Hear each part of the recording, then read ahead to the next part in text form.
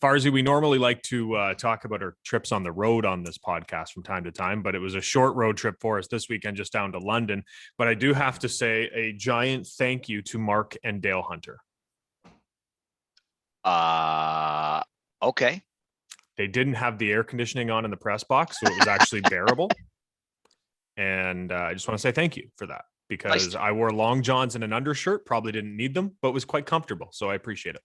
Maybe that's why you were comfortable, because you dressed appropriately. Bars always liked to say there's no such thing as bad weather, only inappropriate clothing. Fair, but I can't be expected to wear a parka while broadcasting games. So it was I've worn the long johns and undershirt to London. Well, I try to remember every game, but it was comfortable up there. So I just wanted to say thank you, because normally it's freezing cold, right on par with Guelph. I told the story on Twitter when we were at that road game on Saturday at Budweiser Gardens. I'm on Twitter at Farwell_OHL, by the way. Poper is at under. And you can reach us on this podcast, farwellandpope@gmail.com. Shoot us a note anytime with constructive criticism, deconstructive criticism, guest ideas, whatever you want. But when I shared the story on social media, I think it was misinterpreted a little bit. London and Kitchener on the ice, and I've been known to engage here and there with a certain member of the London media who, quite frankly, owes his career to the entire region of Waterloo and probably City News 570, but that's a whole other conversation. So I think it gets misinterpreted sometimes. I just want to be clear on the story. My very first trip to London, I couldn't find the press box. That's a me thing. Like in fairness, and the reason I shared the story on social media is because I wanted you to see the picture of how it really blends into the concourse. I literally, that time I couldn't find it, walked past it multiple times, not realizing it was right there behind those doors with the white screens on them. Anyway, a London fan chimed in and says, all your hate of all things London. I don't think you understood the story. You froze there. What do you say? Your hate of all things London? It's going a little too far. I'm like, I don't think you quite understood the story. It was just trying to remember our good friend Don Cameron a little bit and talk about what an idiot I am. But let's just put it on the record. It's my favorite place to broadcast from. They got it's everything you need. It's right over center ice, plenty of space to do your work, all the hookups for the doodads that you need. If I had a complaint, it's what you talked about already. So it's a wee bit chilly in there. And yes, I know it's a hockey rink, but we're inside, damn it. Let's make it a little bit more comfortable. It's a beautiful spot to broadcast games. As you mentioned, you have your own table, your own little private area. It's nice. It's big. You get a turn around over your right shoulder and you get a look at the video replay booth and you can see the television broadcast. You're at perfect eyesight. I love the broadcast position. It's the only good part about going to London. So just think, the good part about going to London later in the season might be watching Mason McTavish play for the Knights. Ooh, what? You think so? Massive news with the Anaheim Ducks sending Mason McTavish back to the Peterborough Petes, 3rd overall selection. And I talked about it on our broadcast, Farzy, but Mason McTavish was injured early in the season, gets sent down to the American League for a handful of games. I wonder if Mason McTavish isn't injured early in the season, if he doesn't play his first-year contract with the Ducks.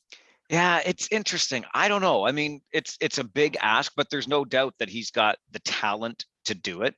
So could be. But focusing on the Peterborough Petes and the Ontario Hockey League, what a win this is for the league generally, because fans get to see him again at this level at a reasonable price. I will always remember Brampton. Yes, I'm going back to Brampton, but talking about that when Matt Duchene was there.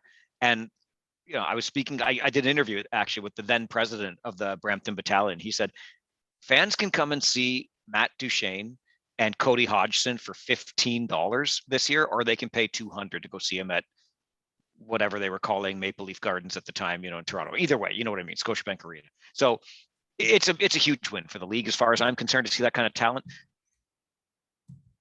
Well, on our broadcasts this weekend, Mike Oak, the general manager there in Peterborough, has himself a shiny new toy, and he can just dangle it in front of 19 other teams and say, who wants my shiny new toy?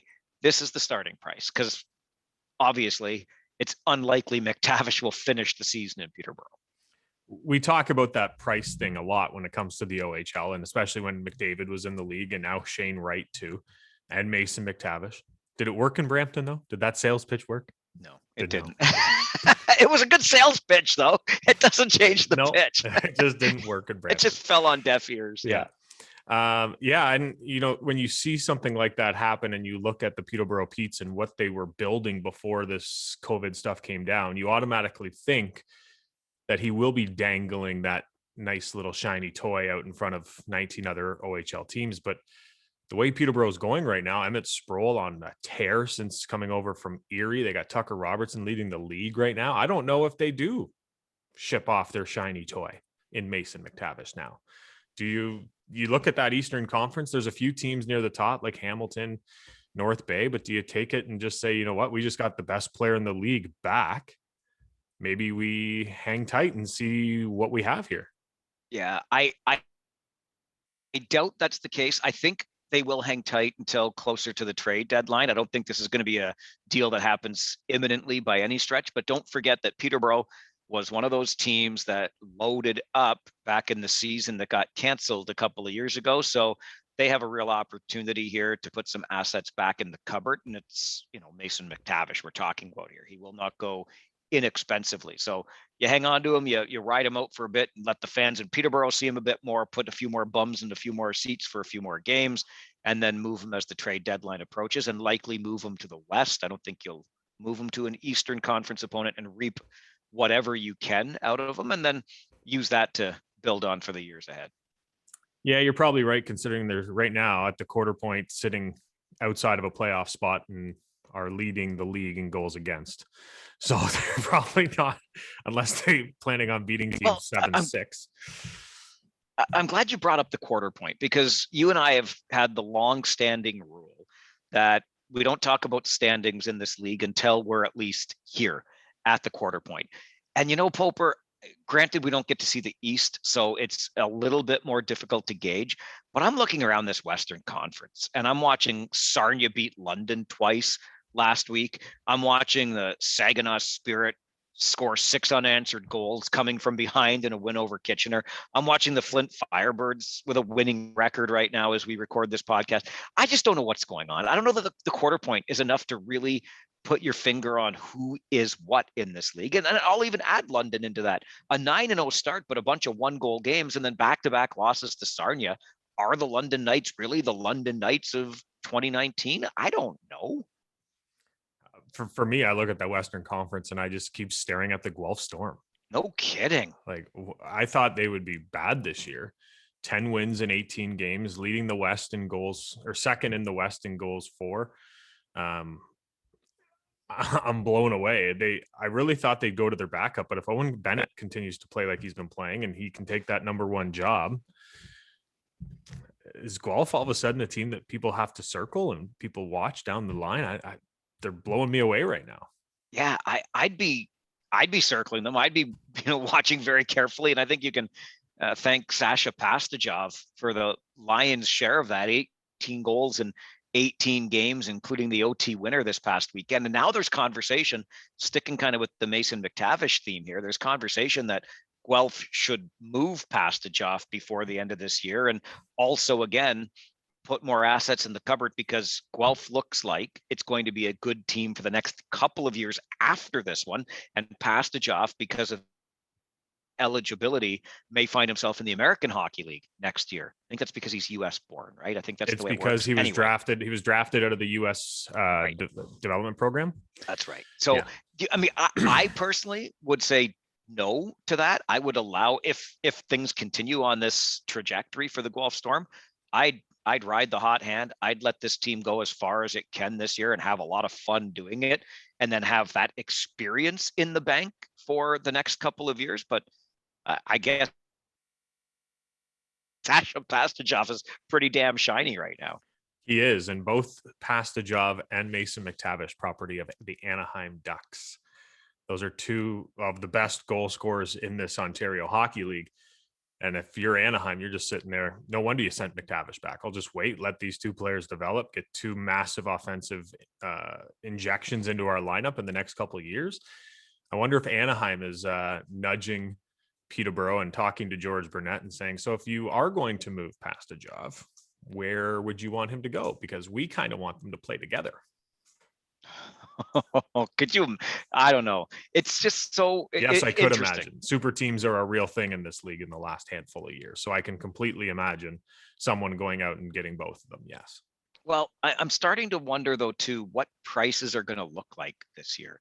Again, just because of the entirely lost season, the teams that had built up for that run in 1920 that got stopped short by COVID, and then if they had built up, they were probably expecting, like Peterborough would have been, to move some assets in 2020, 2021 to restock and reset for this year. And of course, those assets might have graduated out of the league now before they even had a chance to move them to restock their draft cupboard stuff. So I'm looking around at deals that have already happened. Cameron Saprika goes to Guelph from Sarnia for draft picks. Mac Guzda, he's going to be the goaltending savior for the Barrie Colts, I guess, but going for draft picks from Owen Sound to Barrie. Third and a fifth. Yeah, prices have been obviously modest. And look, don't make any mistakes. Saprika and Guzda are not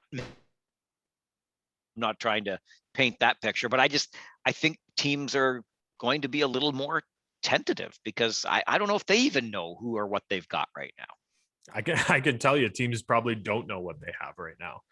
The more and more we see it, the more and more with this double cohort rookies coming into the league, we've talked about it numerous times early on in the season, but still, like, we broadcast Ranger games. Do we know what Andrew LeBlanc is going to be right now? First round selection by Kitchener 2 years ago. So technically in his sophomore age, but no goals yet. Do you know what he's going to be? I don't think you do quite yet. It's always that after Christmas time that when kids come back to the league after going home that you really get an understanding. And as these kids, some of them go off to U17s and stuff like that. I remember Shane Wright last year got off to 2 years ago, got off to a bit of a cold start, goes off to the U17s, dominates, comes back, and look out. So I think after these U17s and stuff, you get a better idea as to what these players are capable of and after Christmas. But yeah, I don't think a lot of teams are really comfortable in what they're doing quite yet because they're not sure what they have. You mentioned Barrie going out and getting that overage. They needed it. Barrie was talked about before the season. Everyone was crowning them as the East champions, and they just haven't been able to put it together. Matt Guzda certainly helps, and when you can get him for a third and a fifth, I mean, that's a pretty fair deal for an overage goalie, I think. Yeah, it seems right to me. And then you look at that Eastern Conference because, yes, people were crowning the Barrie Colts even as the season began. And Marty Williamson, who's of course installed there now as the head coach and GM, has never been shy about making deals, that's for sure. But clearly Barrie wants to stay on that trajectory. I look at the top of the conference, though, and I see the North Bay Battalion. And I've seen the North Bay Battalion there since basically the beginning. No disrespect intended to Ryan Ulan, but I did not see it going this way for the North Bay Battalion. Will it stay? I don't know. The Hamilton Bulldogs are up there right now, and that's a team that won an OHL championship in 2018. So try to make sense of it, because I can't, but I'm certainly yet I'm not buying stock in the Eastern Conference yet. I'm sorry to the Eastern Conference. I'm just not buying the stock yet. I figured North Bay would be good. I didn't think they'd be this good quite yet, but they're getting their production up front. They got a good defensive core, and Joe Verbetic between the pipes seems to be doing well. Adam Dennis has put together quite the roster up there in a young team. I think they're even be good next year too. Yeah, I think they probably will be, which makes me just think right now they might be peaking a little bit too soon, but who knows? Who knows in this post-COVID OHL campaign? And speaking of which, I was going to say, you mentioned COVID, first outbreak that we've heard of, and no one's really talking about it. Why? Well, that's what I was going to say. Did we really hear about it? I think we only heard about it because it impacted a team that was coming to play in Kitchener on the weekend. And we're like, hang on a second, where's Nick Wong? Where's Davis T-Bone Cod? Can we just stop calling him Davis? Sure. Okay. Where's T-Bone? And you don't even have to put the last name in that. Just say T-Bone, right? Where's T-Bone? Where's Nick Wong? Ian Phillips didn't jump off the page, but he wasn't there.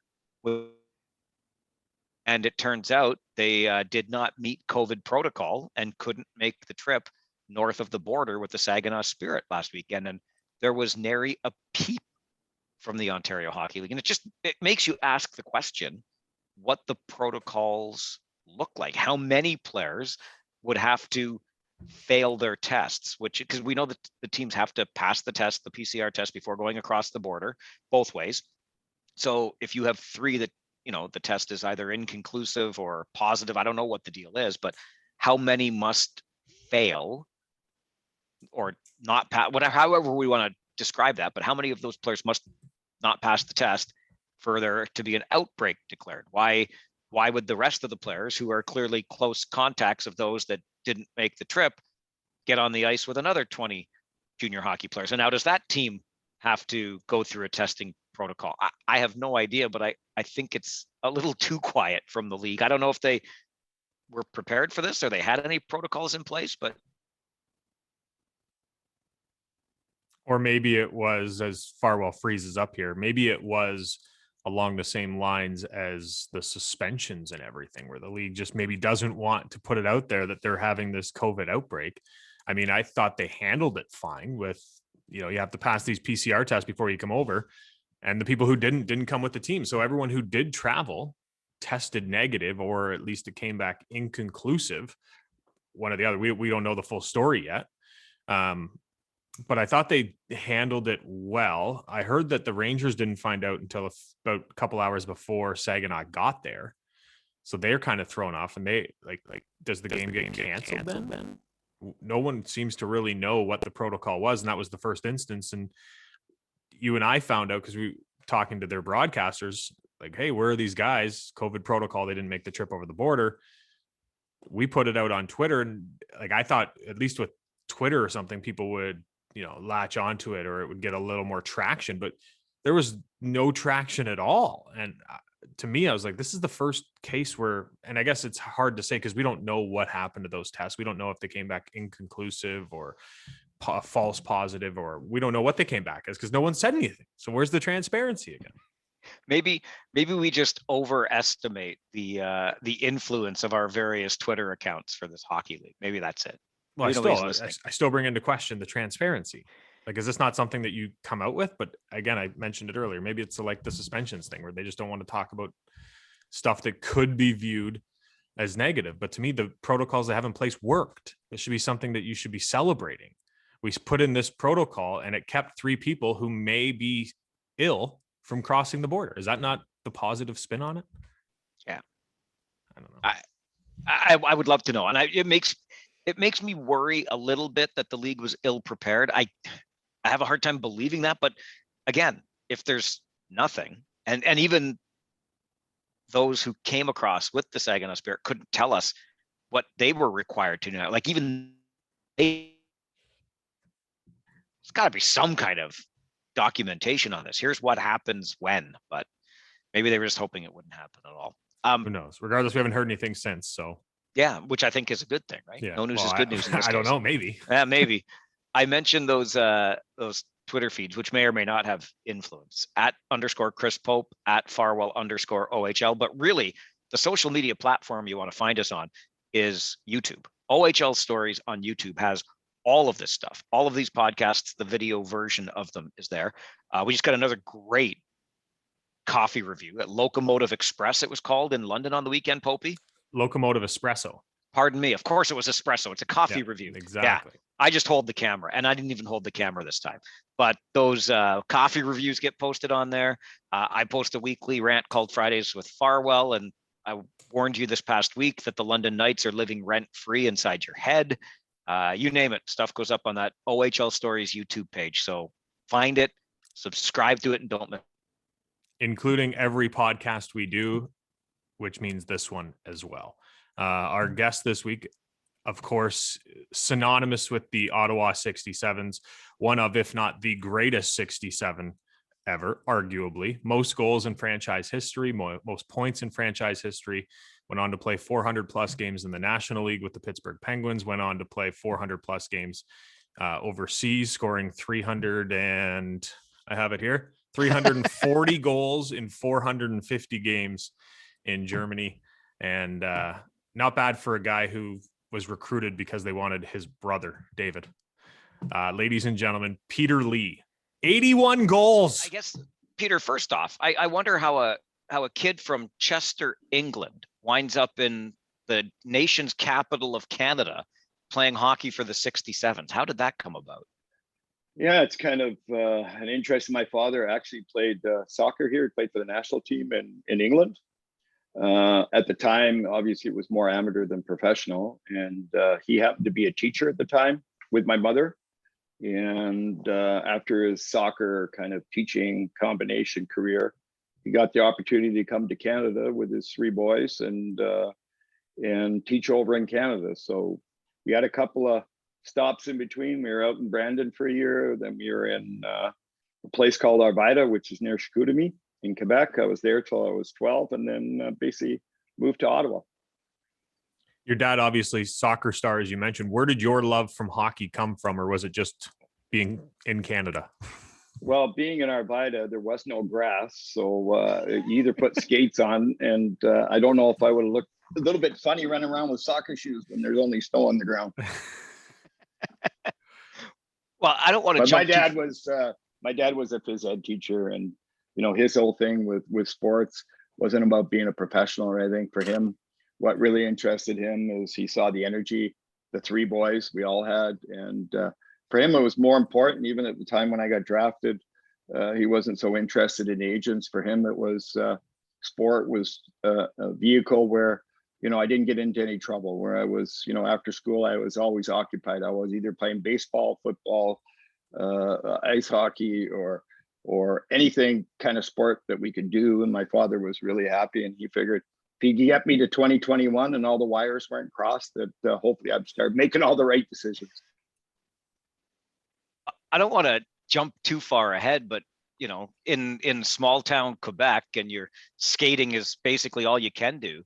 How does it feel to have the Montreal Canadiens of all teams call your name in the first round of the NHL draft?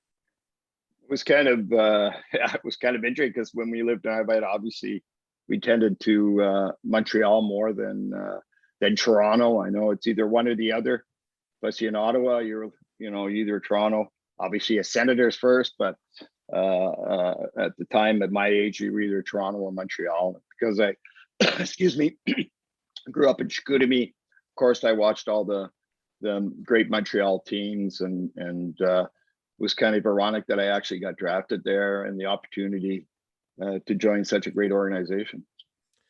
So you moved just outside of Ottawa, and you and your brother David recruited to the 67s. How was that recruitment? Phil Long actually said he'd never do it again. It was so cold there. But Phil Long, one of the original coaches in by the Ottawa 67s, obviously was with the London Knights also. But he came to scout a game for my brother, and I was kind of the add-in package, because my dad had said, he's got a younger brother, and they said, well, they got they have a junior B and a whole minor system. So the recruiting was mainly for my brother David, who was a very good hockey player. Unfortunately, got drafted by Minnesota, but ended up with a knee injury and pretty well had to end his career a little early. But the original was my brother David, who was recruited to Ottawa. It's hard to imagine the guy who was the afterthought in the deal, Peter, being the guy that still leads the Ottawa 67s franchise in total points for a career. Yeah, I mean, I was lucky to have my brother. We actually played in junior together, and he was even in Quebec when we lived in Arvida. He was recruited by the junior Habs. I actually hooked on when he went to the junior Habs. I went with him. I was kind of on his shoulder all the way, and I was lucky to have a brother that was like a hero to me. And I could never catch him in points, never catch him in goals, and I always wanted to catch him. So I guess that kind of drove me to hopefully get past him. But yeah, I was lucky to have a brother like my brother David. Yeah, and then you get 81 goals, and he's calling you, going, "Whoa, slow down, youngster, slow down." Yeah, it's in that time, it was a lot of fun, and yeah, some great memories. When you went to Ottawa, as you mentioned, you had Bill Long first, and then there was a coach for 2 years in between. But then in comes, yes, that's right. Thank you. Then comes in Brian Kilrea. What was it like, your first meeting with the legend that is Killer? I mean, there's they always say Brian was a little hard, but his passion's not just for the game, it's the passion for the players. And I think that's says it all. Like he worries, he wants to push everybody to be the best they can. And I kind of was in the penalty box a little bit too much in my with Leo Boivin, obviously, and Bill Long, to get into the lineup, you had to try to do anything and everything to get into the lineup. And with Leo Boivin, it was, definitely intensity and compete level. And Brian was kind of the one that, instead of being in the penalty box, be nice to score goals. And he kind of brought the best offense out in me. Your stats sure show that. Yeah, I mean, like there's so many coaches that preach defense first. And I think for Brian, it was offense, and it wasn't that he neglected defense. He just expected you not to cheat. He just expected you wanted to win. If you want to win, you got to play defense. So, he concentrated a lot of his efforts on the offensive play, and he expected you to play well defensively every night. That was a given for him. How did Brian treat you as a young man away from hockey? We know what he taught hockey-wise, but what was he like to you, to ensure that you're keeping curfew, things like that? Yeah, keeping curfew was kind of funny. He used to invite us over on a Saturday night, and his wonderful, lovely wife used to make us popcorn, and we'd kind of watch the game till about 11:15. And he'd be, saying good, different things in the game to us about it. And we'd have, some really good talks. And then about 5 minutes to 11, he'd say, "Hey guys, curfew's at 11, And we're like, well, we're 15 minutes from home. You better not break curfew." So he was on one side, he pushed us, but he cared how we did in school. He wanted to know, even girlfriends, wanted to make sure that off ice, everything was going well. And he just cared about you as a person, not just as a hockey player. Peter, we've alluded to it a couple of times, but that 81 goal season, like nowadays somebody scores 30 and we're like, well, he's a good goal scorer in this league. 40, you're like, oh, he's a really good scorer. 50, you're like, this guy's special. We get a few 60s mixed in here. Brazeau had it a couple of years ago to Brinkett, but 81 is unheard of. What was it like during that season for you? We had some pretty good players on the team. I think we had Dougie Wilson on defense. You just have to stand in front of the net. If you tipped a couple, you got a few. I had a pretty good centerman that year in Larry Skinner, and another, unfortunately didn't get to play pro, but Jimmy Roberts. It was a good line. We had a good team, and Kilrea likes to play offense, and it was fun. And never really thought about it. It was till I got to Christmas. It's pretty easy going. Not an easy, but it wasn't. Didn't look like it was going to be an 81. And then all of a sudden, things after Christmas really started to click, and I got defensemen starting to play left wing against me, and it was it was really fun, but it was pretty exciting here. The record would stand, the number of goals you scored, 213, for more than 30 years until some guy named John Tavares came along.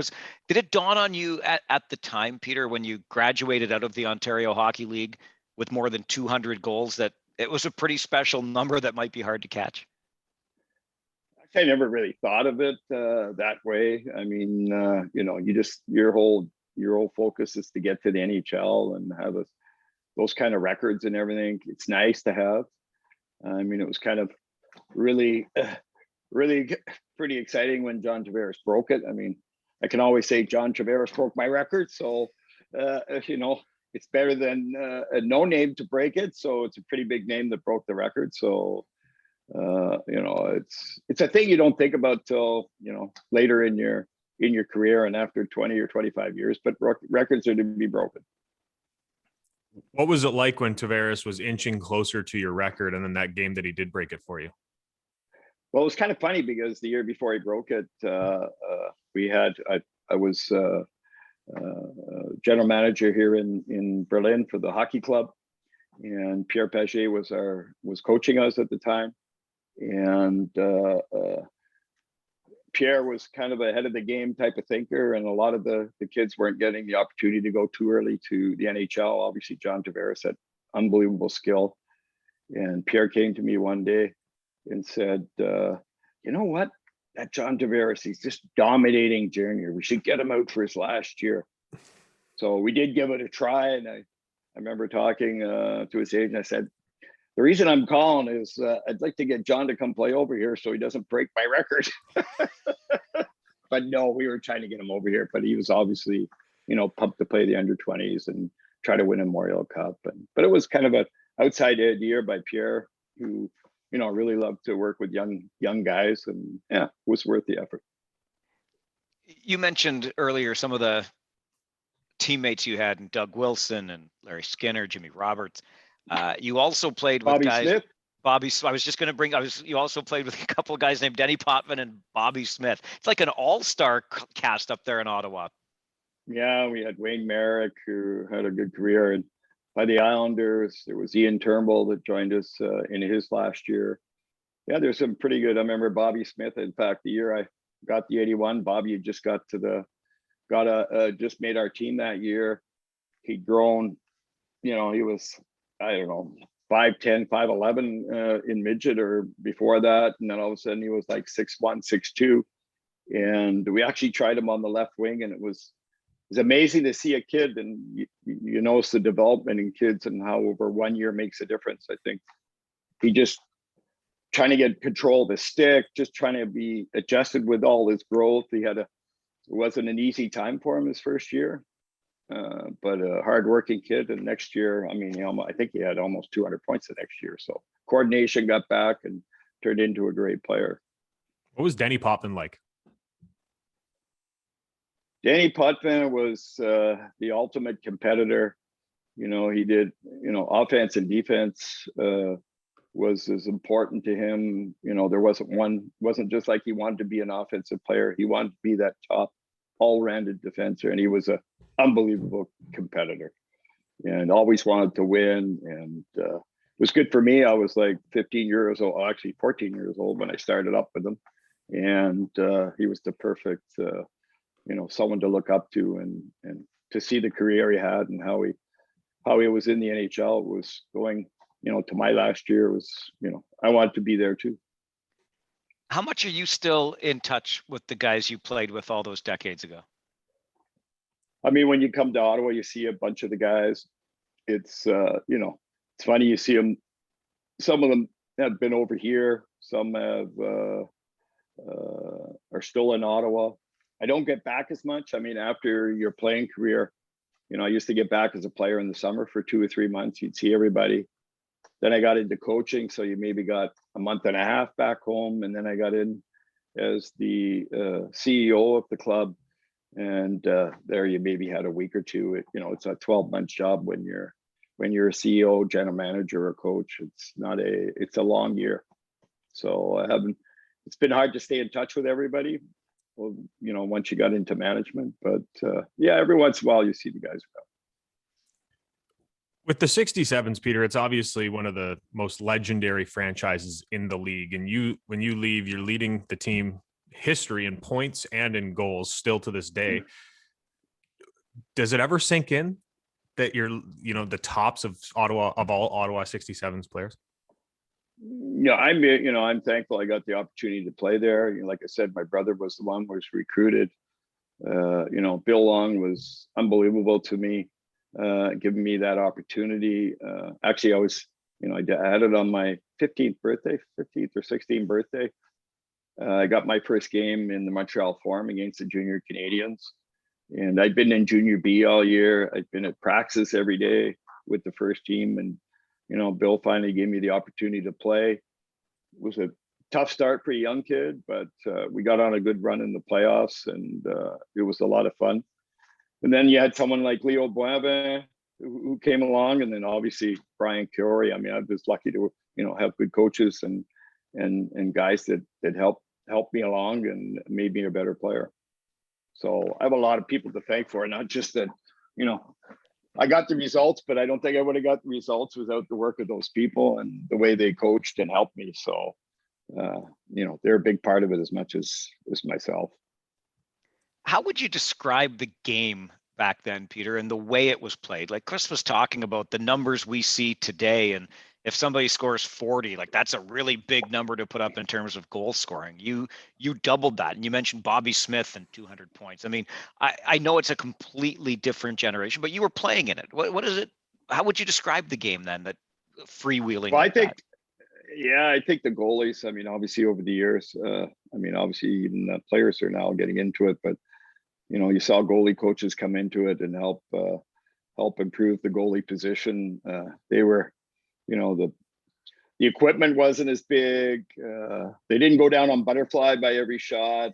It was kind of a different era for that. It was kind of not easy for the goalies in those days, but you didn't have as much video. You didn't have as much, the preparation was harder for coaches. There's a lot of technologies that changed the game that, helped improve the performance of goalies, helped the performance. And I think that, it was kind of more freewheeling. There was less structure as there is today.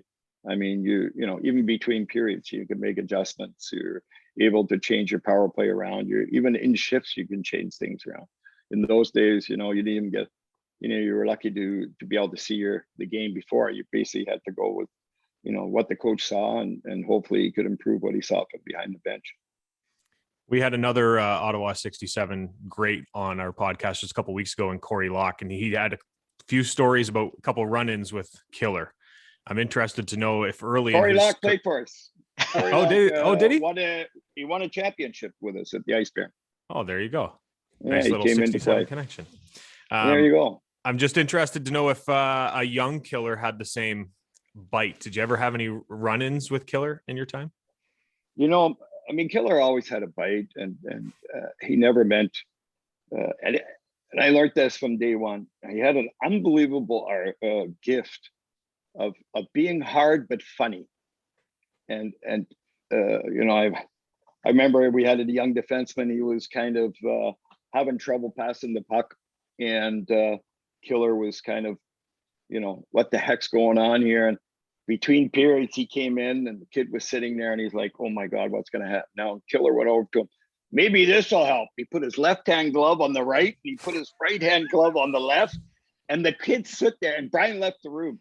So we're all in the room watching this poor young kid. He's got them both on.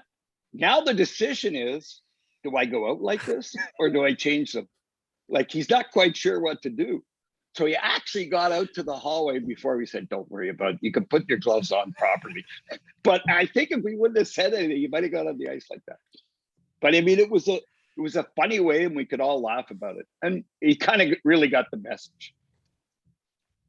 As it would come to pass, Peter, you took over for Brian Kilrea as the coach of the Ottawa 67s. What was that like, knowing the legend that you were stepping in behind the bench for? I was very young at that time, but I think, I had a lot of things to learn, and I had the opportunity with Brian. I always call it the University of Brian Kilrea. I was able to see him. I actually got a chance to be assistant with him, how he worked behind the bench, try to understand. And there was always that phase when you played and then you get behind the bench. And it was kind of early in my career, and I just finished playing, and I was trying to understand, the coach to player relationship in comparison to the player to coach relationship.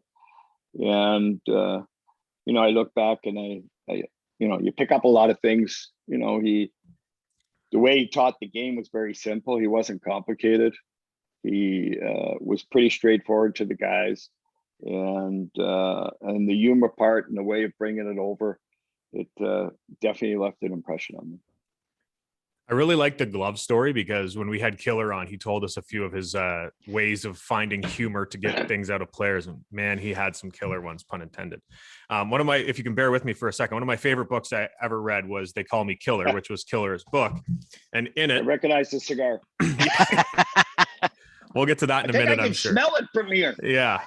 PTSD, right? He has a paragraph here about you. He said, he tried everything to get better. He would glue 2 pucks together to strengthen his shot, but they actually kept splitting. So we had to buy him those rusty and weighted pucks. He'd fire them for hours. He was the first one on the ice and wouldn't get off until after 7. The trainers were actually getting mad at him. They wanted to lock up and leave, but they were always waiting for Peter. Where did that work ethic come from? I mean, I wasn't the biggest hockey player, hockey player at the time. And, to get noticed or to even get recognized, I think you had to try to, whether it was fitness, whether, you had to do everything 2 times better than the bigger guy. I mean, obviously the rules were a little bit different. And so you had to, impress. You had to really impress. I mean, like you said, with 81 goals, if you score 40 or 50, he's a small guy. At 81, maybe he can do it. And, so I wanted to be in the, get a chance to play in the NHL. And I just tried to do everything and anything I could to get there. And Kilrea would help out in every way also. So you mentioned that cigar look and legend, as is his fondness for Anne Murray music.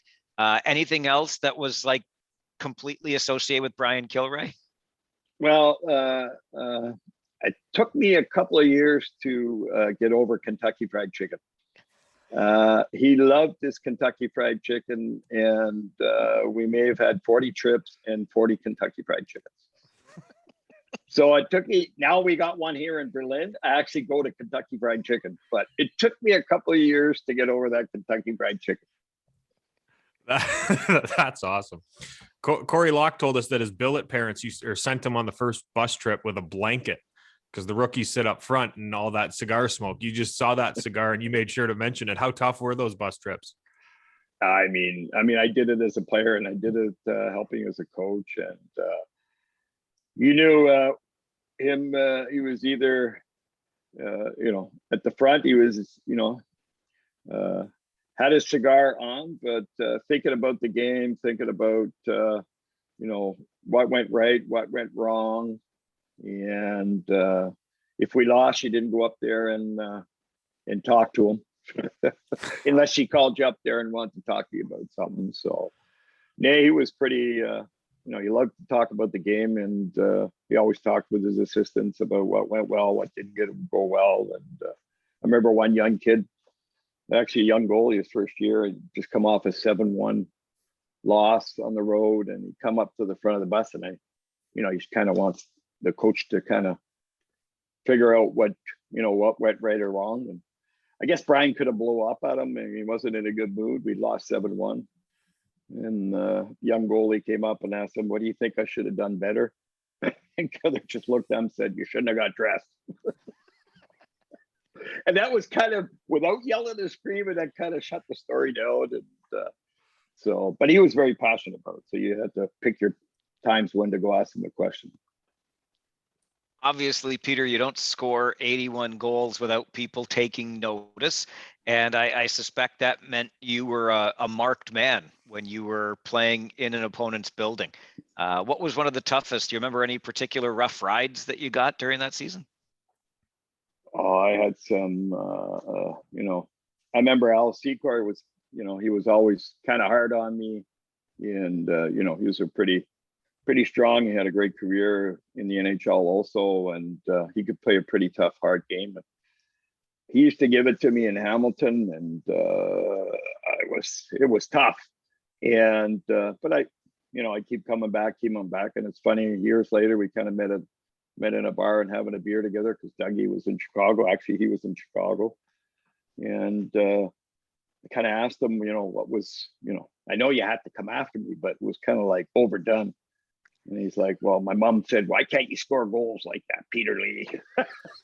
So I kind of got a little extra from him, but it's kind of funny when you talk to players over a beer over the years. And it was, I had defensemen playing for, our line had 3 defense. I mean, it was really weird. We'd have 2 defensemen on the blue line, 2 defensemen on each wing. And we were basically playing against the centerman and 4D.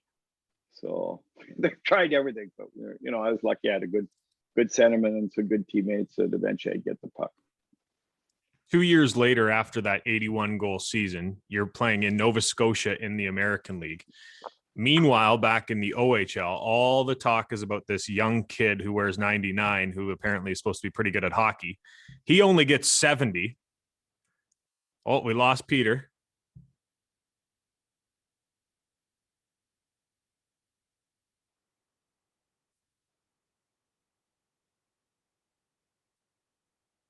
Farzy?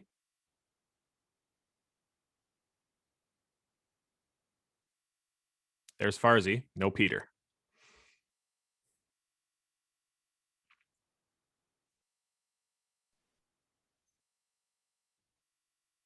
We lost him too. Yeah. I think when it kicked you out, I don't know, maybe because you were host or.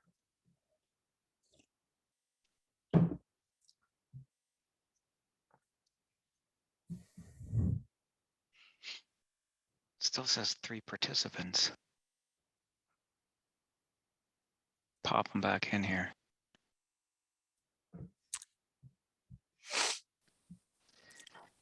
Sorry, guys. I think Corona hit my phone. No, that's all right. We lost Farzy too. Yeah, we both went out at the same time. What's going on? All right, we'll pick up where we left off. 2 years after that 81 goal season, Peter, you're playing in Nova Scotia in the American League. Meanwhile, back in the OHL, excuse me, there's all this talk about this young kid coming into the league wearing 99, and apparently he was pretty good at hockey, but he only managed to score 70 that year. Were you like, what's all the talk about this kid? I had 11 more than him. You know, it was kind of exciting to see Wayne. I mean, if you talk about not the perfect shape hockey player, and a guy with unbelievable hockey sense and unbelievable, athlete. And for me, it was like, wow, they're taking aware of a guy that can do stuff with the puck and not just how big he is or what he can do. I mean, they had a lot of question marks, but it was pretty exciting to see him play. And, you heard a lot about him and you knew he was going to be something special in our league. What was it like playing against him for as long as you did in the National Hockey League? Oh, I mean, I was in Pittsburgh and he was in Edmonton. And we kind of got the defense assignment against his line. And we were lucky to keep him to, I think it was an assist, but I have to admit, he must have had like 3 posts and his wingers had, I think our goalie saved us more than we checked him. And we kind of got the assignment. It was like the coach said, we found this good checking line now. And so then we got the opportunity to do the same job at Edmonton a week later. And I can't say it was successful. But then there's a lot of lines that didn't have success. Yeah, if you were on the checking line, you'd never wanted to play Edmonton because you're like, even if they get 3 against us, I guess that's a pretty good night. I learned that in Montreal because I remember the Montreal's first training camp. It was kind of like Nova Scotia against the Canadiens. That was kind of like the preseason, about 3 weeks before camp. And we had the Jimmy Roberts line, the checking line.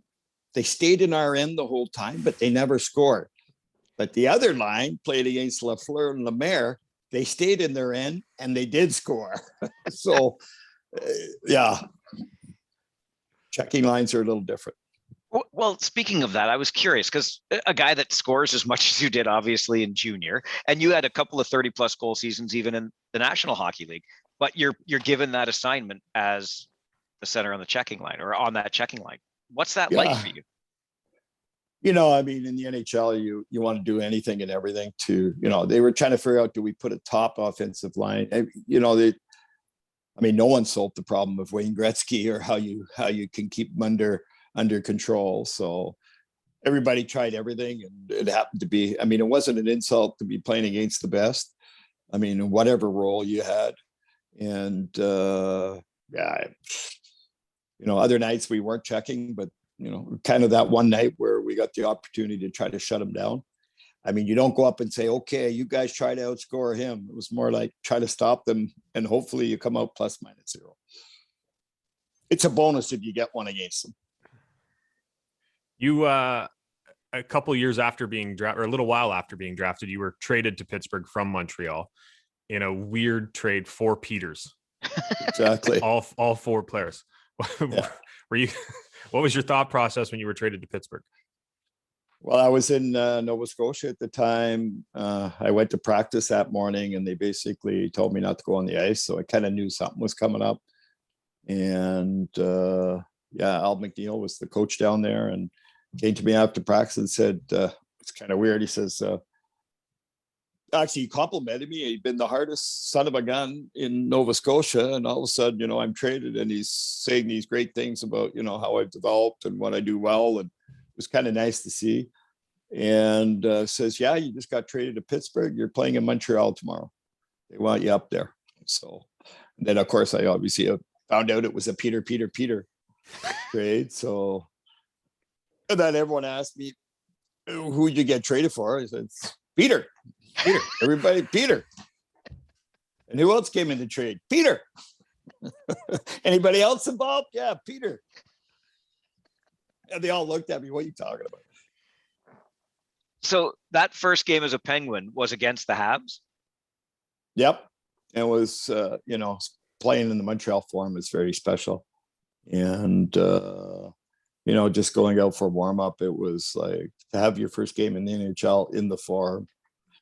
one of the more dominating teams, obviously, in the history of hockey, the Montreal Canadiens, of those at that time, they'd won a few Stanley Cups, were on the way to win another one. It was pretty exciting. Peter, in doing some prep for this interview, just cruising around Hockey DB and diving into a wormhole, holy cow. Just look different players and stuff. I found one player that popped up on almost every team you played for, it seemed like, was Rod Schutt. You were taking a pick before him in the 76 NHL draft, and then you both end up playing on multiple teams together. What was he like? He was obviously a player that was not as big as I was, kind of the same type of, he was a goal getter that, liked to score goals. He, go to the net type of guy. And, when I turned 26, 27, it's kind of weird. It's a little bit different NHL in those days. There was really no movement. You couldn't just kind of say, okay, you don't want me, I'll go somewhere else. I'm a free agent or whatever it is. We both had to go to arbitration if we wanted to re-sign. And I choose to go to Europe. I said, it was kind of weird. You come to Europe, you're a free agent, you can go anywhere you want in Europe. It was kind of weird. It was like being let out of jail. But, the unfortunate part, you weren't in the NHL, and Rod, chose to do arbitration.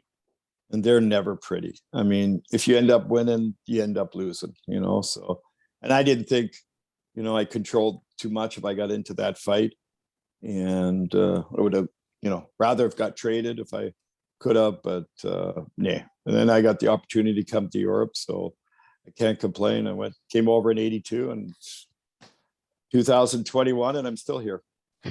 Good guy off the ice too. Yeah, he was. He, it was kind of funny. He liked the fur jackets in those days. Kind of looked a little different. I was kind of more leather, and he was more fur. But yeah, he was a pretty good guy. Pretty good teammate too. What was life like as a professional hockey player in the National Hockey League back around?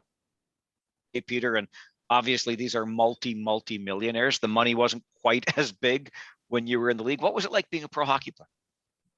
I mean, you were excited to get to NHL. I mean, today they have a lot more. It's a little bit different. Obviously, they're on private, on charters. They're in 5-star hotels. But as far as is in those days, they still treated us well. We were on commercial flights. We stayed at the most, pretty decent. Didn't have to be a 5-star, but they were always really good hotels, and either close to the rink that you get in and out quick. And flying normal flights, you obviously stayed around in towns a lot more than you do now. Like they charter in and out of towns. We went out to LA, we stayed there for a few days. We went up to Vancouver. We'd stay there because you're always catching commercial flights everywhere. So there's not the rush to get out right after a game. So you got to see a few highlights in every city. How difficult was it for you to play under Eddie Johnstone? Well, I mean, Eddie was pretty simple guy, and he gave me my opportunity. I think I just got kind of caught when I got there. They had a kind of an older team. When I got there at 21, in fact, I think I was rookie of the year. My first year, I was the only rookie, so it was pretty easy to win. And then obviously I got a couple of okay years, so I thought I got an opportunity to play. And then the one thing that the Edmonton Oilers kind of brought into the league is young players. They had obviously some of the best young players. So you saw teams looking at, okay, now we got to get young. I was turning 26, 27, and all of a sudden they said, we got to get young. And I think I just happened to be at the wrong end of the, when they were an older established team, I was the younger. And when they were kind of going to go younger, I was kind of it's not old, but I was 26, 27. So I just got caught in the wrong. It would have been nice if you could have moved within the league. I think they protected me till I was 36. So I wasn't able to move even when I went over to Europe. So what was it like for you kind of restarting a career in Europe, playing a completely different brand of hockey, obviously? Yeah, I mean, I came to Dusseldorf. I didn't know what to. Actually, I thought I was going to come over for a year or two.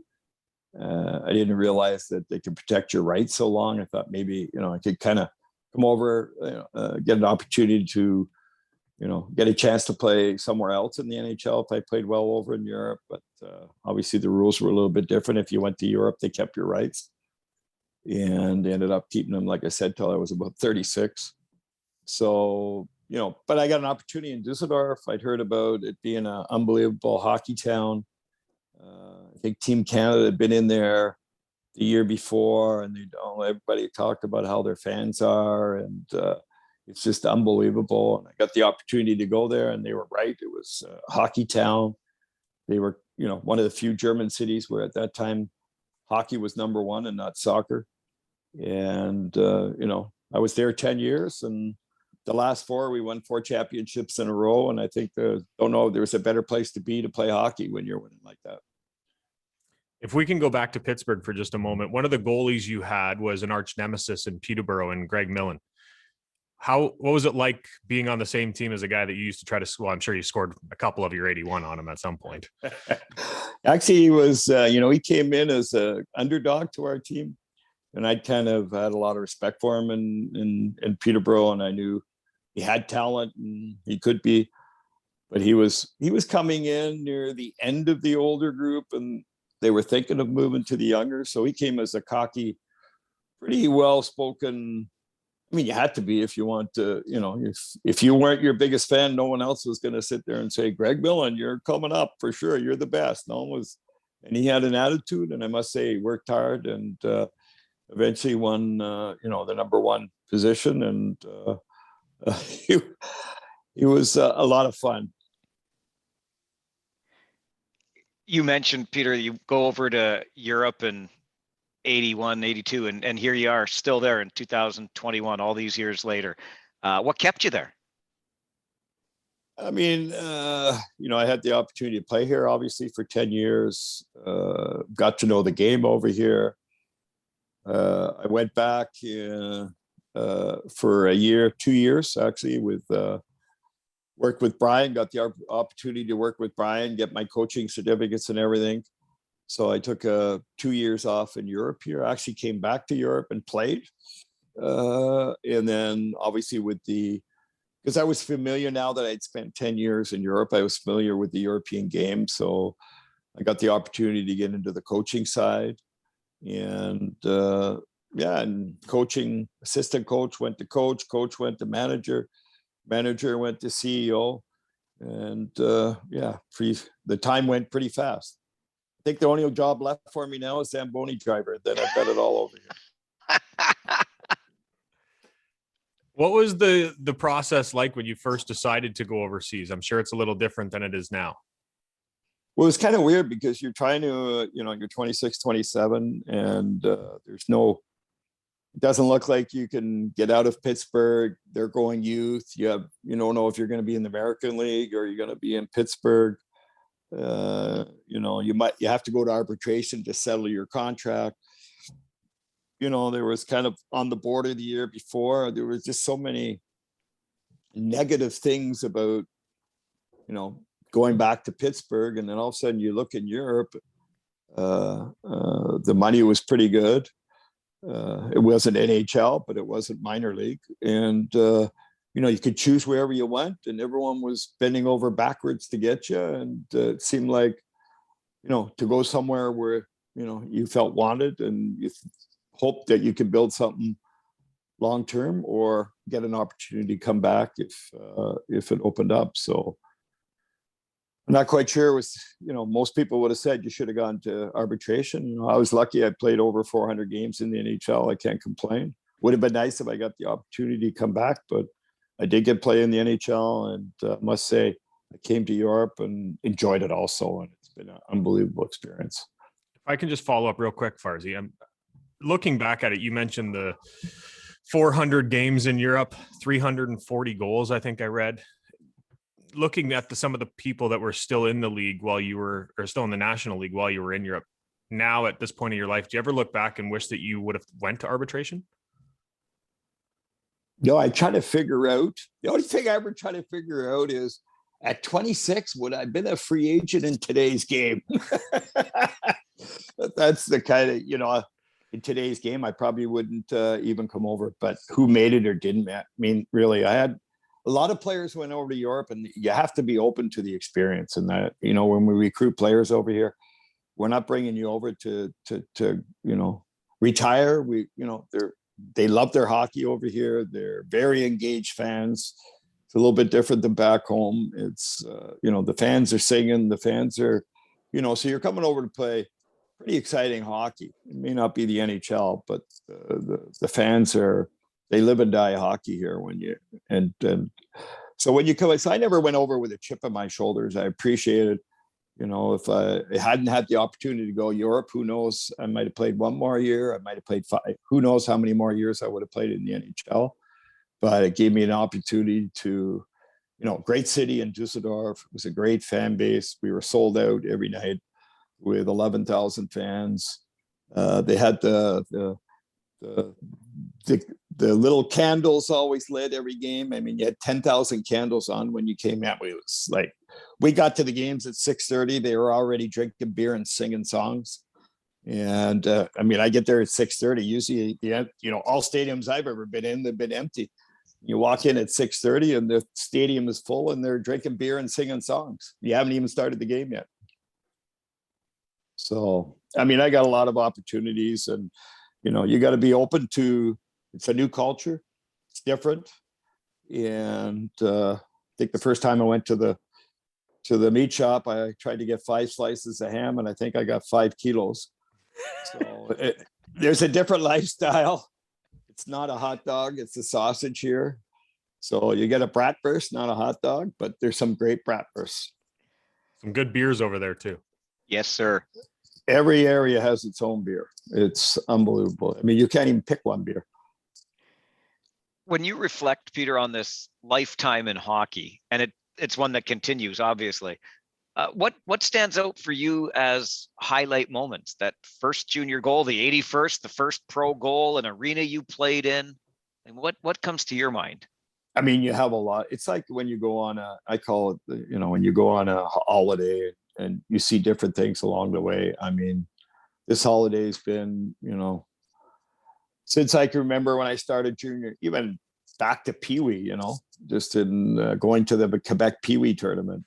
It's like being on a, 50-year holiday with all kinds of highlights along the way. I've been to 2 Olympics with the Swiss national team as assistant coach. We won 8 championships here in Berlin. We won 4 championships in Düsseldorf. Even in Halifax, we got an American League. So there's, so many highlights. Unbelievable time, some unfortunately didn't get to get a Memorial Cup, but some great playoffs and obviously some great memories in junior. So I'm kind of lucky. The holiday's been a long one and been a lot to look back on. Your father went to the Olympics with England in 48. You go to the Olympics in 06. Did it mean something special going to the Olympics after your father had been there? Yeah, it's kind of funny because when we grew up in Arvida, like I said, there was only snow, no grass. My father really didn't talk about his soccer career. And in England, they have like the hats you have on. They have like, they give you every game you play. And I remember digging them up from my dad, and we used to play baseball with them. We didn't know they're like valuable. I mean, you put them on eBay today, you'd get thousands of dollars for them. And we used to wear them. And my grandmother, one time we came over for one summer semester, we were at my grandmother's in Chester, England. And there's where we kind of read about, where he was, he played the Olympics. She actually got his Olympic pass out. And it was like, wow. And then, I didn't get to do it as a player, but I got to do it as a coach. Unbelievable. I mean, a world championship, I did those two. Olympics is just another level of an experience, simply because you're with best out. I mean, you're sitting there and Sidney Crosby's having a coffee at that cafe there, all the best athletes in every sport, they're all together. And it was pretty amazing. Real quick, as a coach during that Olympics, Crosby's sitting there having a coffee. Did you ever just walk by and go, 81? Right, I 81. Did that. How you 81. Yeah. He's it's just kind of, you just got to see what kind of coffee is he drinking. What is it? Is he taking it? Is there anything else included there? Yeah, what's in that coffee? I want some. But he looked even focused. I got to do the Vancouver Olympics. Were pretty exciting, obviously, and to see those players and what they went through. And, wow. It was pretty fun. Vancouver was unbelievable because Winter Olympics are not easy because you're always in, somewhere up in the mountains and not usually big cities. I think Vancouver was kind of the first big city that had a Winter Olympics. Like Summer Olympics are easy. You can do them almost in any big city, LA, wherever you want. But you never see a New York City or in LA for a Winter Olympics, that type of, or London. It's very difficult to see. So Vancouver is one of the bigger cities where they had an Olympics, and wow, was it hockey crazy. You mentioned earlier how as a CEO now with Ice Baron, it's a 12-month-a-year job. It's round the clock, around the year. What still puts the fire in the belly, Peter? I know you described this as a 50-year holiday, but still in the game all these years later. What motivates you? I think it's you just you're doing basically what was a as you. I remember sitting with my dad in front of the TV and like, they get their sticks for free. They get, you're just like overwhelmed with everything. And I think I've been lucky that the hockey's been able to give me some great experiences and allow me to stay in the game in different functions. And you just have a unbelievable burning love for the game, and you never seems to get, there's always something. I mean, just take Corona. I don't think anybody's been through anything like this, so it's been a challenge, and there's no 2 days alike, so it's been a lot of fun. Before we started recording here, you talked about how your family's kind of spread out. PEI, Richmond, Virginia, you're over in Berlin. How tough is it as a father to be that far away?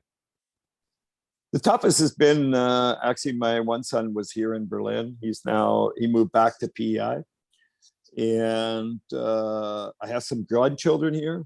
Unfortunately, one of my other sons passed away 4 years ago, and he was married to a German girl here. So I have 3 grandchildren that actually, 2 of them play hockey. All 3 of them play hockey. One girls hockey, and the other 2 are in our Ice Baron program. So the toughest part's been my son that lives in Richmond. Usually we're, either we go over there, they come over here, or both. It's been, we haven't been able to travel over there for 2 years. So I got a granddaughter there. So it's been tough that we haven't been able to get over and see them.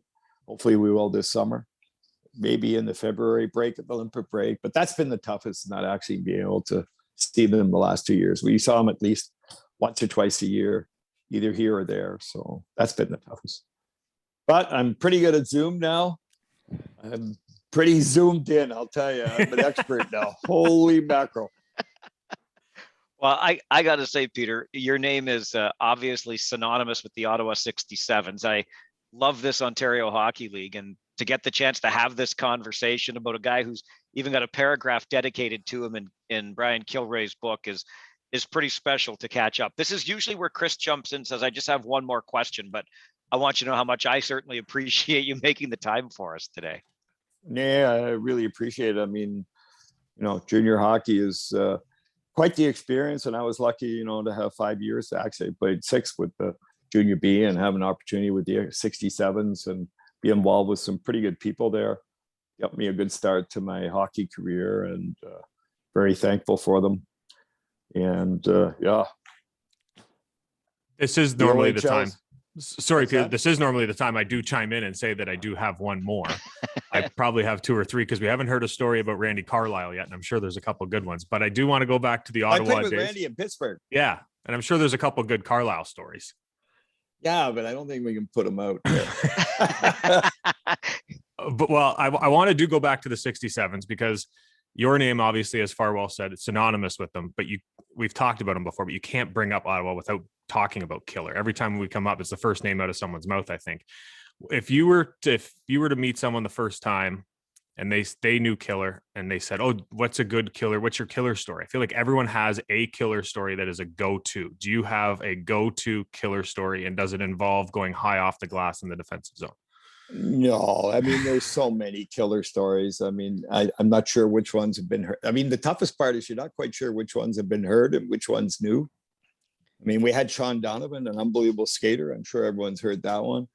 He was an unbelievable skater, great hockey player. I played in the NHL. But unfortunately, one night he's like, the puck's going one way and he's flying the other way. And finally, after the period, we're down 1 or 2-0, and he comes in and he goes, "Tell me, Donald, are you playing right wing for us or left wing for them?" And there's stuff like that. Like, he was. There's so many key, you're not quite sure which ones are heard, or it was with Team Canada, where he got an opportunity to work with the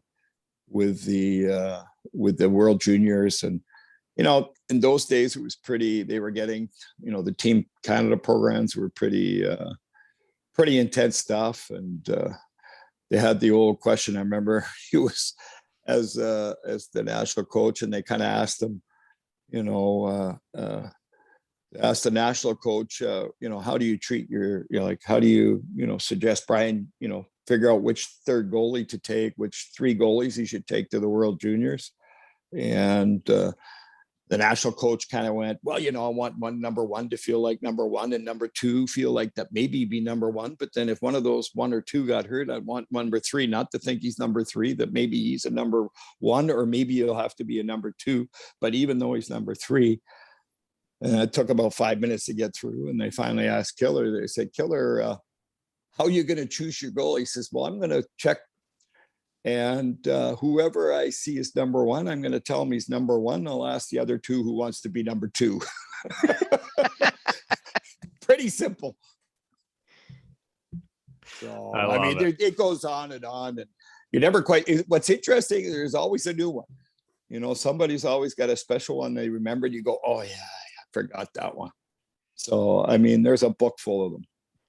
I think Killer told us the Sean Donovan story himself. Yeah, there's a book. It's a book full of them.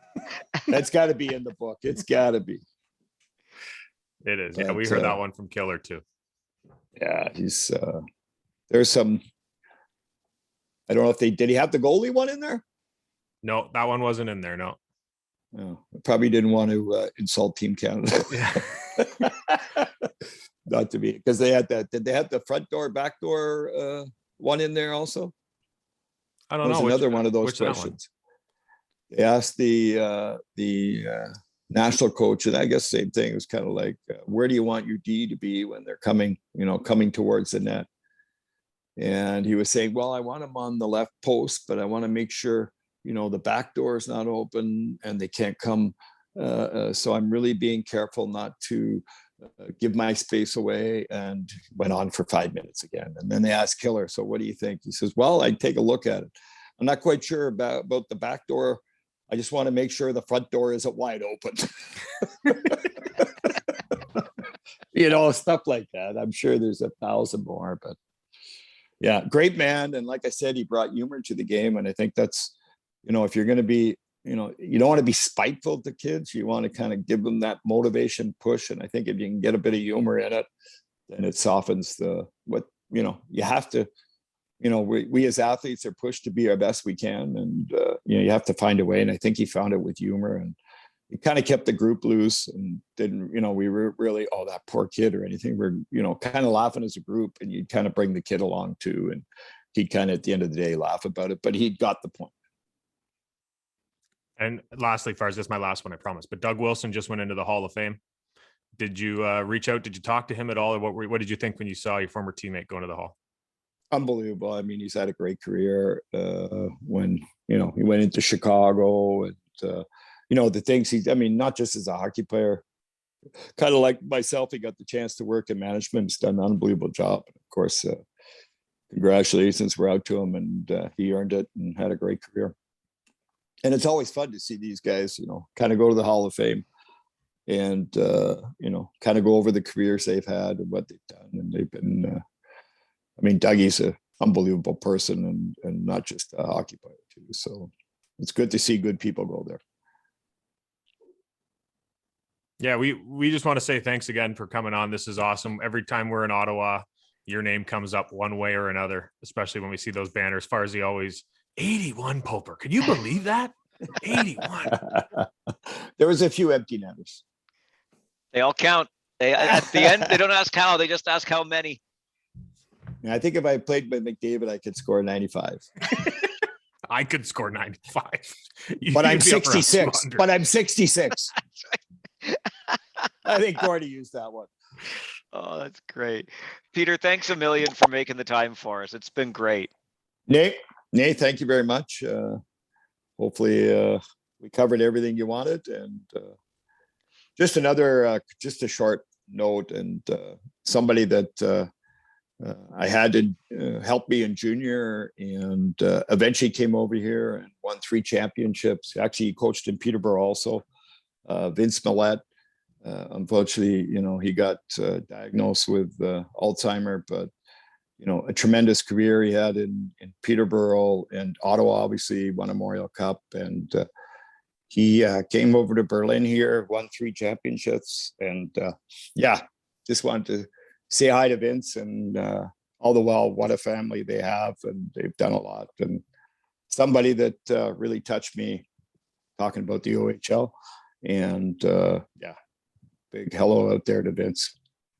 Absolutely. Great. Yeah. Great guy. Great family for sure. Thanks again for that, Peter. Yeah. Thank you.